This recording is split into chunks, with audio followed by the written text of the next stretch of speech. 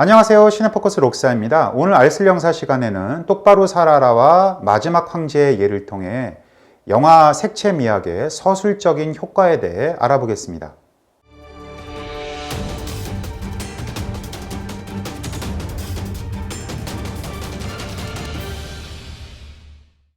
스파이크 리 감독의 똑바로 살아라는 계절이 자아내는 분위기를 색채를 통해 강화시킨 대표적인 작품입니다.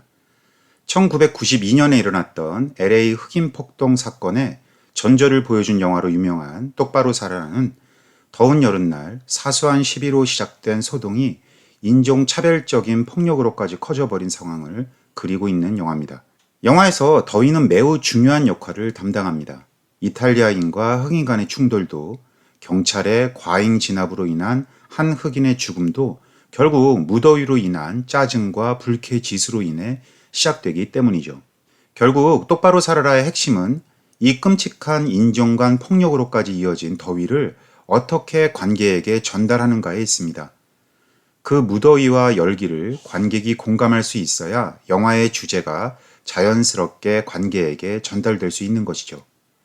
그런데 문제는 관객은 4D 상영관 등 극히 제한된 경우를 제외하고는 영화 속 감각을 직접적으로 경험할 수 없다는 데 있습니다. 대신 스파이크 리 감독은 색채의 서술적 효과를 통해 간접적으로 관객에게 감각을 전달하는 전략을 구사합니다. 감독은 삼복 더위가 자아내는 무덥고 지루한 여름 한낮이란 느낌을 전달하기 위해 붉은 색채와 붉은 색조의 조명을 사용한 것이죠. 이렇게 인위적으로 만든 리얼리티를 통해 관객은 푹푹 찌는 여름날의 무더위를 영상을 통해 느낄 수 있게 됩니다. 예를 들어 집들의 벽을 도발적인 붉은색으로 칠하고 따가운 햇볕을 피해 파라솔 밑에서 대화를 나누는 배우들에게는 하얀색 계통의 의상을 입게 하죠. 이로써 자연스럽게 붉은색과 하얀색의 대비가 극대화됨으로써 관객에게 영화적 공간을 지배하고 있는 더위를 간접적으로 전달하는 데 성공합니다.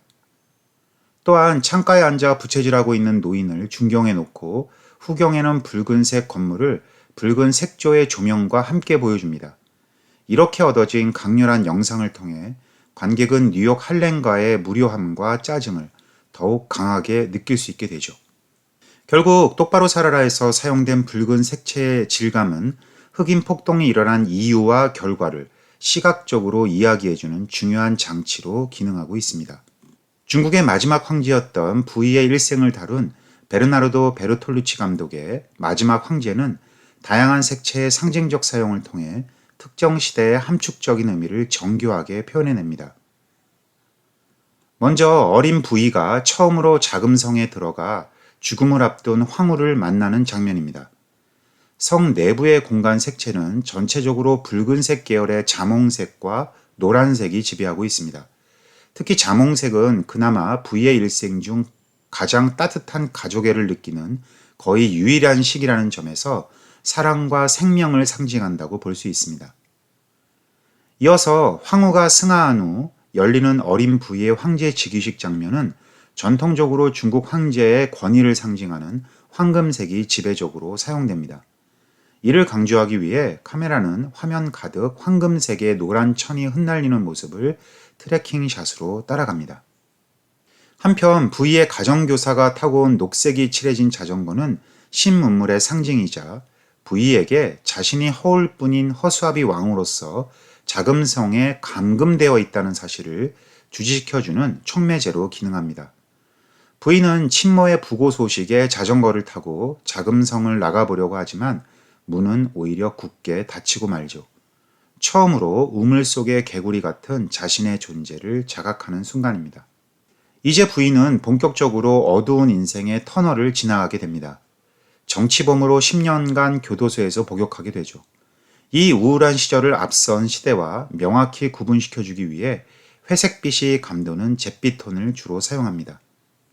또한 자금성을 떠나 일본의 지시에 따를 수밖에 없는 괴뢰 정부 만주국 시절은 주로 차갑고 냉혹한 기분을 자아내는 푸른색이 지배적으로 사용됩니다.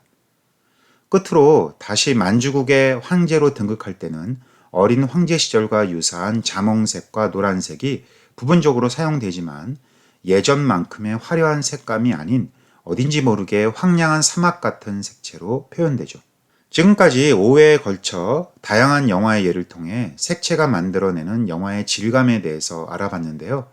색채 미학은 카메라와 편집 못지않게 영상을 구성하는 핵심 요소로서 느낌과 정서, 감정과 의미를 표현하는데 매우 중요한 도구로 사용됨을 알 수 있었습니다. 다음 시간에는 영화의 조명과 톤의 세계에 대해 알아보겠습니다.